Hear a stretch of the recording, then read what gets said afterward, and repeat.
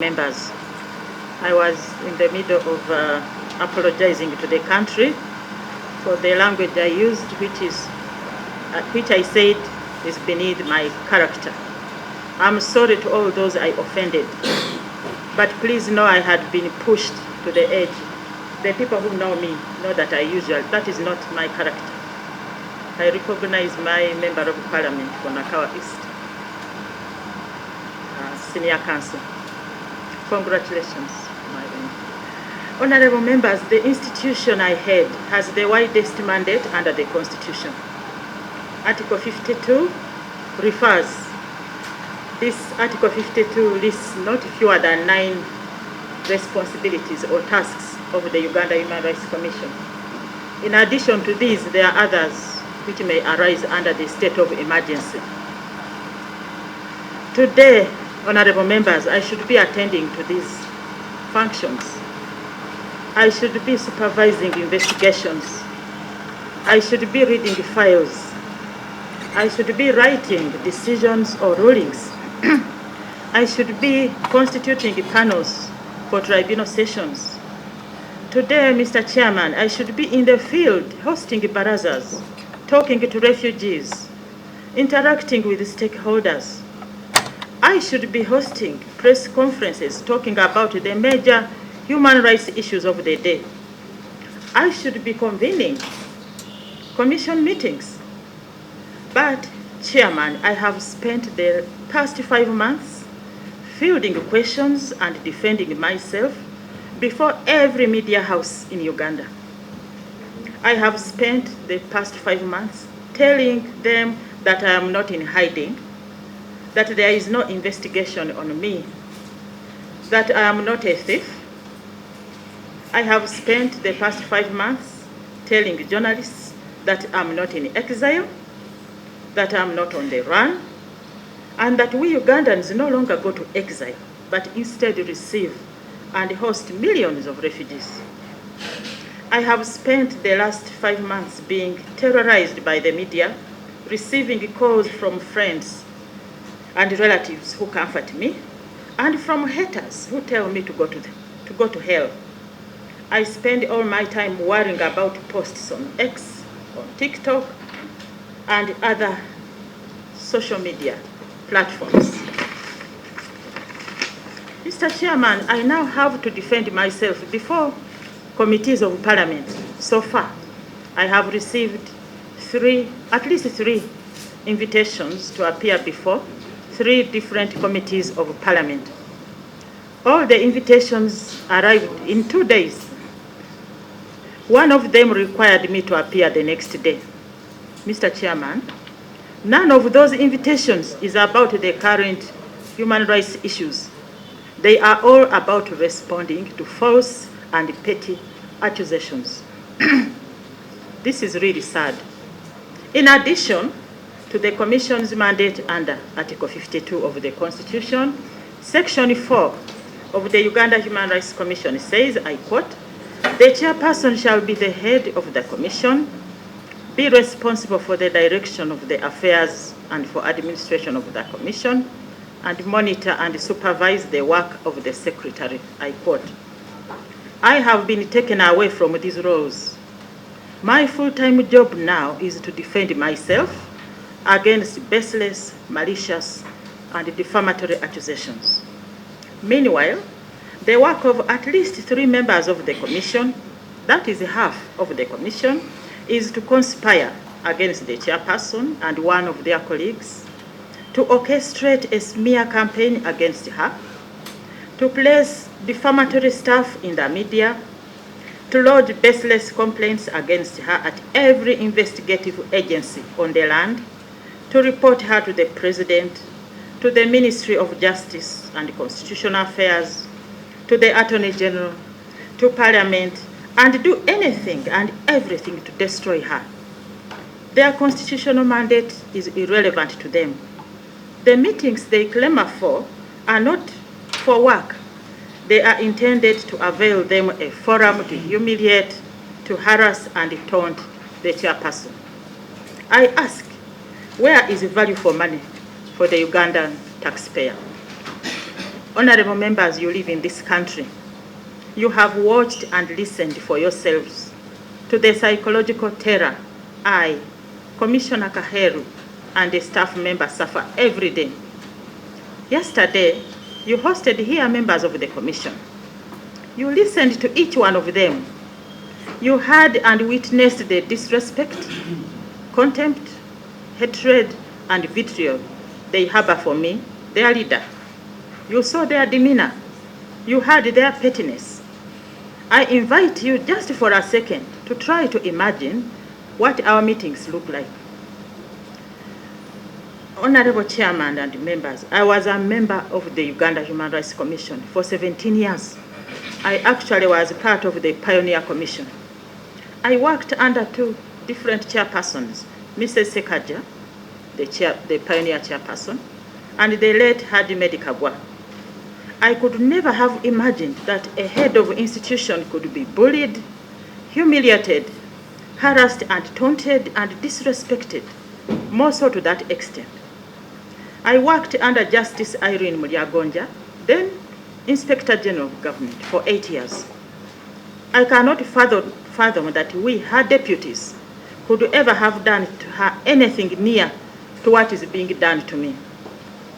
I have been a single mother to my son since he was 3 weeks old. Soon he will be 30 years old. He has a toddler son and a wife, and I'm their sole breadwinner. By the time a woman in my situation picks a pen, places it on paper, and writes a letter resigning her job. Chairman, maybe we can have a procedure. Chairman, we have some procedural issues.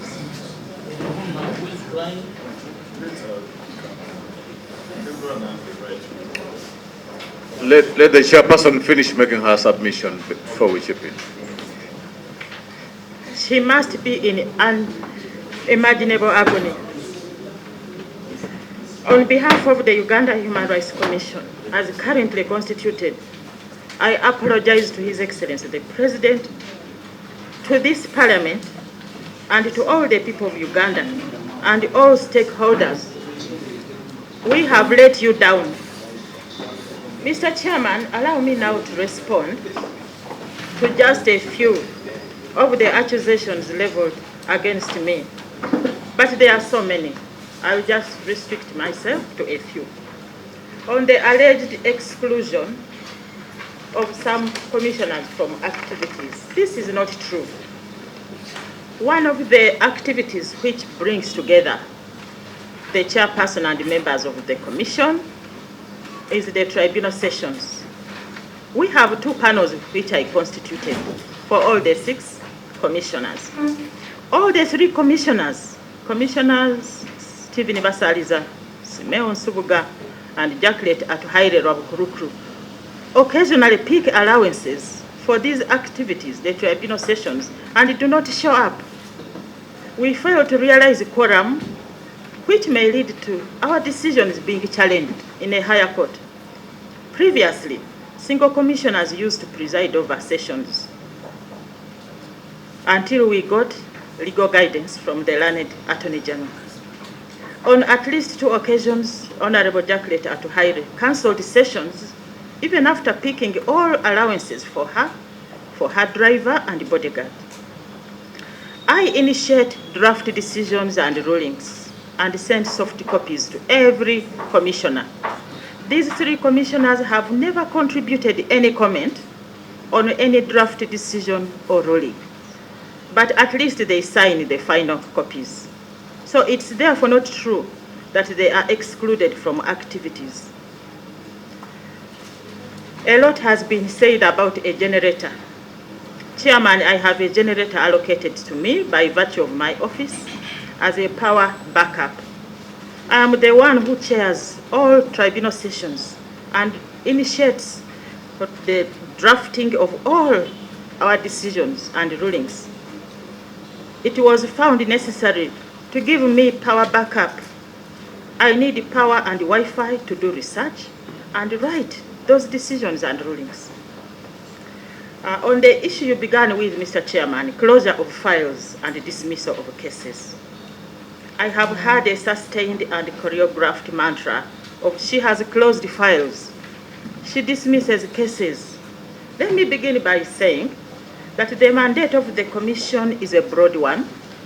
Complaints handling and specifically tribunal decisions are a tiny component of our mandate. Hearing cases, Mr. Chairman, is not part of the functions of the Uganda Human Rights Commission. It is a role derived from the powers of the Constitution under Article 53, Clause 2B of the Constitution. If I can read part of it loud. In the performance of its functions, the Commission shall have the powers of a court. In particular, Clause 2, the Commission may, if satisfied that there has been an infringement of the human right of freedom, order payment of compensation. So, these tribunal sessions are not a function as such, but are a fulfillment of the power given to us under Article 53 of the Constitution.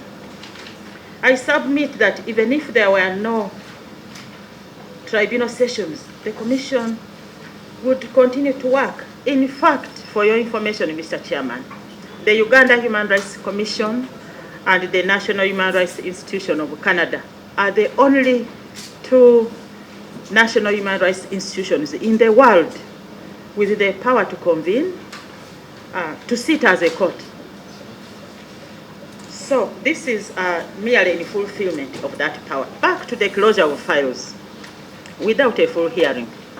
Mr. Chairman, contrary to what you've heard, the decision to close cases which do not meet the required evidential threshold or on any other criteria was taken by the Commission sitting as a tribunal.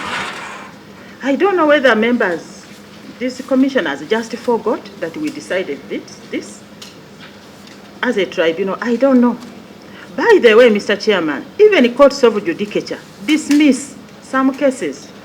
Dismissal of cases is not unique to the Uganda Human Rights Commission. Apart from cases which don't meet the evidential value, other criteria for dismissal of cases include, there are many, but I'll just mention a few in the interest of time. Limitation of time. Some cases are filed out of time.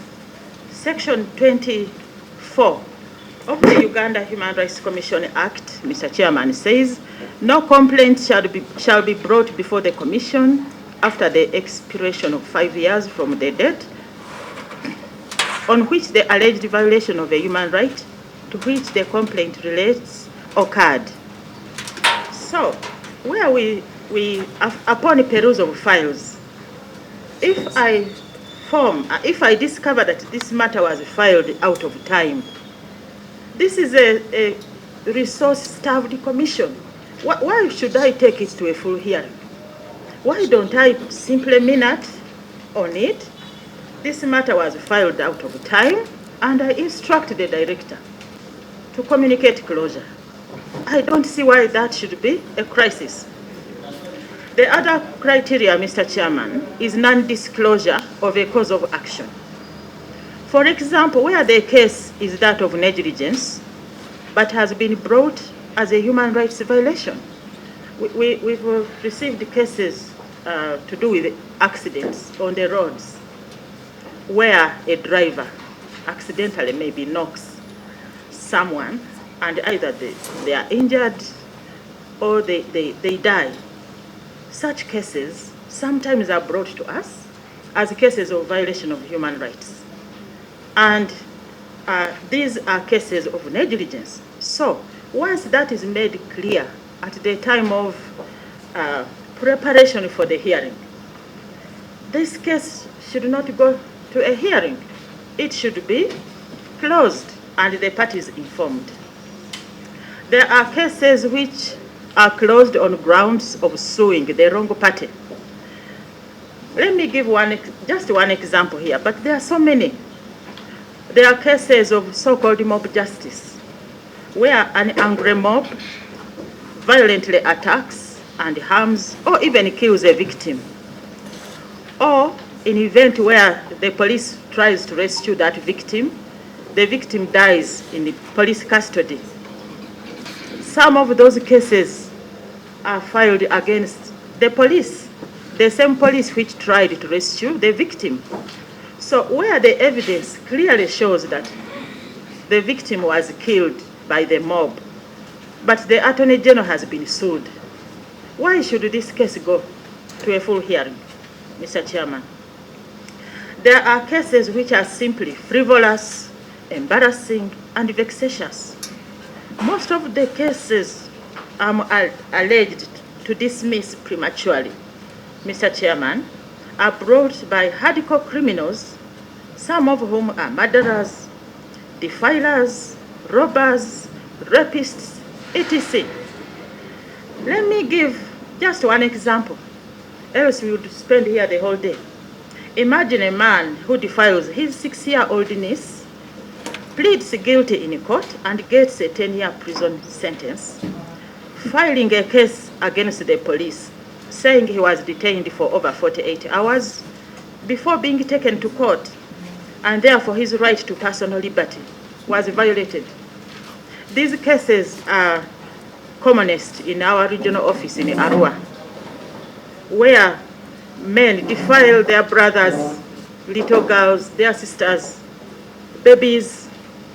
So, how can, Mr. Chairman, how can any serious human rights body entertain such a case?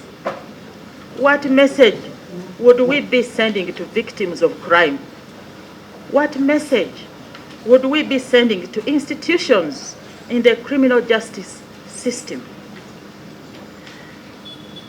I leave those questions to the committee, Mr. Chairman. The other reason some cases are closed without going through a full hearing are those cases which clearly are intended to divert the course of justice. Mr. Chairman, there are people who file complaints at the Uganda Human Rights Commission for just one purpose: to minimize or escape culpability for their crimes. Once the evidence against them proves insurmountable, they bring to us cases of torture.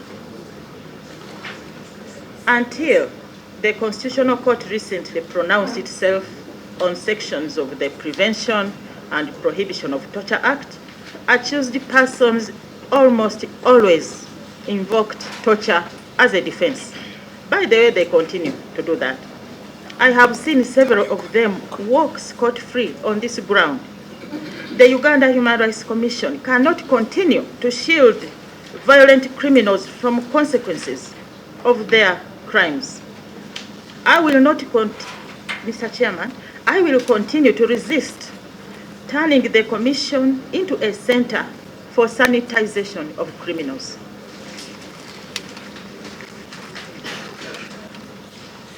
Forged medical reports. There are so many torture cases we receive. Not be salvaged. Is that what you seem to suggest? But before you come in, because these members are going to weigh in. Honorable members, I have other members who arrived.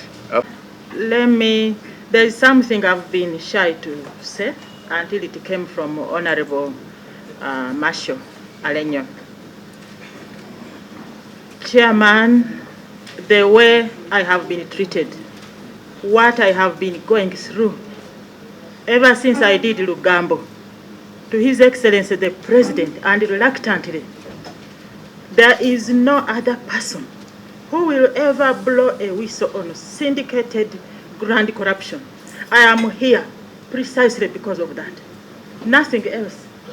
All these, the orchestrated media campaign, the psychological horror I have gone through is because of that. But I will leave it at that.